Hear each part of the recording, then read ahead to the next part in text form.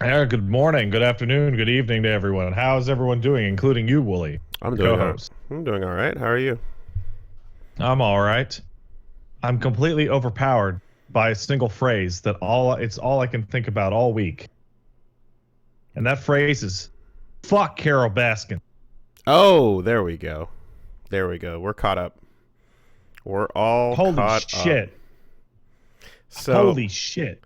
now that we're all here, now that we're all on the same page, it is my pleasure to announce to you that the sheriff of whatever fuck town that is 100% reopened the case Yes. and is going to find out what happened with Carol Baskin and her husband and all the good stuff from that episode. So Oh, fantastic. the case is reopened. And that's this, and it's being reopened by the same the sheriff apparently of this area is also the same badass that went and arrested one of those stupid preachers that was running a mega church meeting that was didn't care about people and was just doing the fucking giant service anyway type of thing. So that was in the news about this mega church pastor getting arrested, and it's like, yeah, same sheriff is also, he's like, there's a comedian that was friends with him, and he was just kind of talking about how he's like, yeah, so did you pretty much just watch the series and that was it? And he's like, oh yeah, I just saw it, I saw that episode. I'm like, oh yeah, no, that's she I gotta reopen that case. And that's it's exactly what it was. Take a look. Mm-hmm. Find some old DNA or some shit. So this is not the first time, nor will it be the last time, it seems, that a Netflix docuseries reopens the case. I like to think that if you're a detective and you're sitting around and you got some cold cases in your hand, and you turn on the TV and they go, hey, there's a massively unsolved case in your county that you fucked up. Yeah. You go, and we filmmakers here kind of did most of the work for you. Yes. We did some of the basic legwork. We talked to some people that you didn't talk to. And here you go. We're giving you a little boost on the swing, just a little nudge. Now you can take it as far as you need to go. To those of you at home not knowing what we're talking about the Netflix crime documentary Tiger King. Number one. It's now that Netflix is showing rankings, we can see that it is number one. Oh, they show rankings now? Yeah, you scroll down the little sections, and there's now a list of number one in Canada, number one in America, and so on. You can see what people are watching, so we can fully embrace it's motherfucking Tiger King, the leaderboard mentality.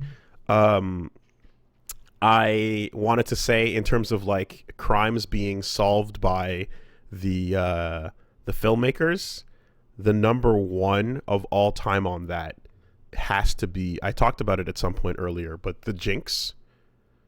This is Robert Durst, the murderer of New York that basically killed his wife, then got off scot-free, then killed a roommate, then got off scot-free, and then sick.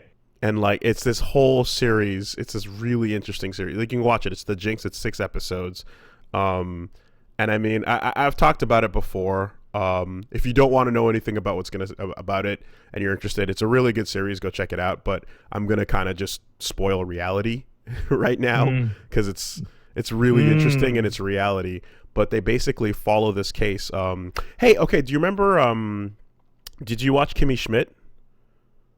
I watched the first season of Kimmy Schmidt. Okay, do you remember? I think it was the first season when the crazy landlady is dating this weird old guy that's Fred Armisen with gray hair. That doesn't sound familiar. That might be the second season. Okay.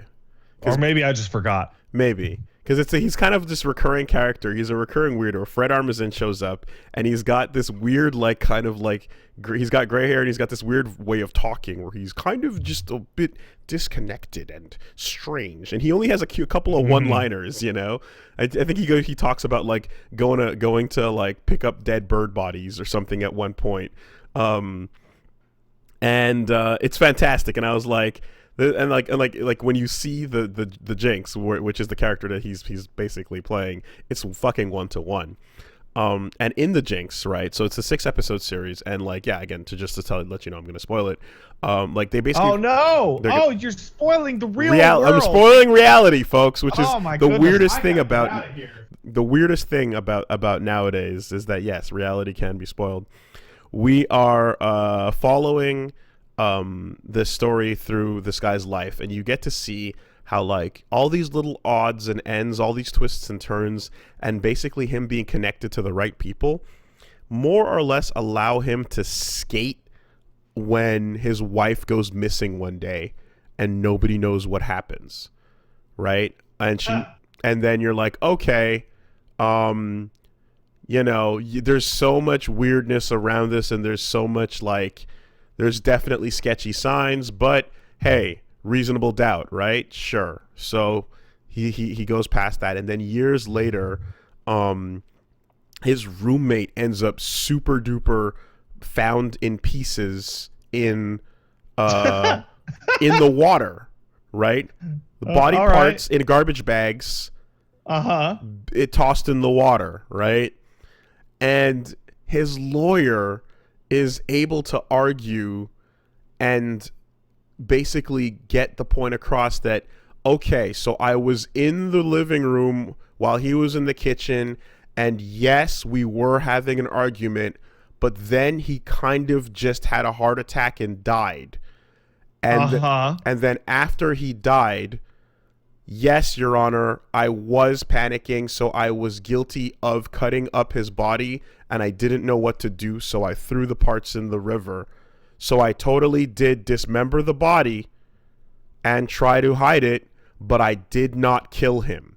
The act of murder was not committed by me. I see. I was there when he dropped dead, and then I cut him up. Right? Fucking psychotic. And then they go, yeah. What a natural thing to do. What a obvious. Checks out. Okay. Sounds good, right? Sounds great. And then they go literally years later, a friend of his is working on or is involved with like some sort of case that she does. I forget what the details are, but there's a friend of his that's like now kind of like working with people that are on his tail to figure out like what he did, and they're like we can't let him get off or whatever. And she gets involved in the wrong thing and basically crosses him in some way where, he feels threatened or whatever. And then suddenly he's in one area, and then she goes missing, and everyone's like, what the fuck? How did that happen? What's going on? And they're like, oh, we don't know. We don't know. She just suddenly was not around anymore. And then they go and they're like, well, we were able to basically see here that at some point you got in your car and drove to her state of California, and which you don't live in. Which you don't live in, and you were there for like less than a day, and then he's like, yeah, crazy. I had to take care of some business, and I drove to the north part of California, but she was in the south part of California, so whatever. I had some other business to take care of, and they're like, yeah, but don't you see that like the time frame and the you know what I mean? Like it all kind of lines up, and he literally looks at the camera and does everything but wink and smirk. And he does smile a little bit and goes, California is a big state, right? And then like you get it, it's nonsense. So he gets off, right? So this whole show like goes by, and he literally gets away with 3 fucking bodies, right? And the people filming it are like, just, okay, well, this is the story. We filmed it. We talked to him. We got what we could. Cases are closed. That's it. Man's living in New York doing his thing. And so they go, we want to do like one last follow-up interview, now that this is all behind you, right? And just kind of, whatever, we'll close it all out. We've been following you for all these years. Let's just get one last piece in here, and then we'll finish our documentary, and that'll be that, And he's like, yeah, sure. So he comes in and he sits down, and this is well after he's been like cleared and acquitted. And he does this interview, and they wire him up. And they go, okay, so, they ask him about how he's been and how it's going and all that jazz. And then they go, okay, just one last little thing here. The ransom note, or not the ransom note, but the letter that was found, in the missing lady's house that basically warned her or whatever, it has this writing on it, and it has this exact type of handwriting and this exact type of lettering here, right? And this is her name spelled by the person who probably killed her. Agreed? And he's like, yeah, right. It's like, okay, now here's a check that you wrote to her some 10 odd years ago or so, and here's her name written by you, by your hand, and this is how you wrote it. Would you agree? That's really similar. And he's like, yeah, that's my check. And they're like, okay, so when we put these two over each other, would you see that there's any discernible difference between the two? And he kind of stops and he goes, well, no, I wouldn't. And then he starts to burp a lot. He gets really gassy and starts he gets moist.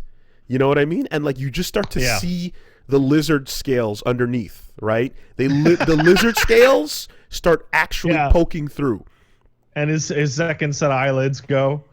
And then he kind of goes, would you excuse me for a moment? And then he gets up, right? And they go, all right, well, I guess that's that. They're like, he's whatever. He's gonna, he's done here. He walked in with no lawyer. He walked in with no legal advice. He was just a documentary, whatever. Just here to finish it up, Yeah.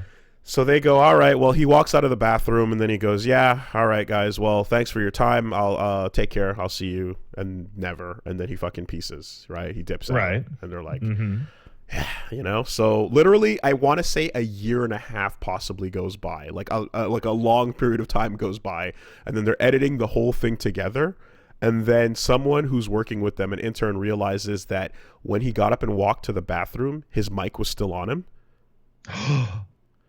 So they go into the audio of him in the bathroom, and you hear him close the door, walk up, turn on the faucet, and then go, oh boy, what have you done? What have you done? Oh no. Killed them all, of course. Of course I did. Oh. Now what? Now what? And then he kind of just makes some weird noises and then walks back out and says, all right, guys, later. And everyone's like, ah! This is the greatest scoop ever. It's the sickest hot mic you've ever heard.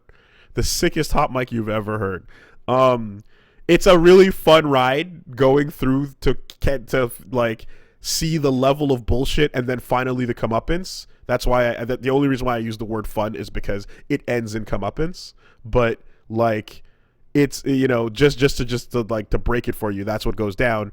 And then as soon as that thing aired, I want to say they caught him on the tarmac trying to go to Cuba or something like that.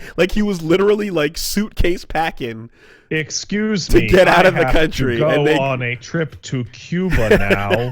And they grabbed him the fuck off the plane.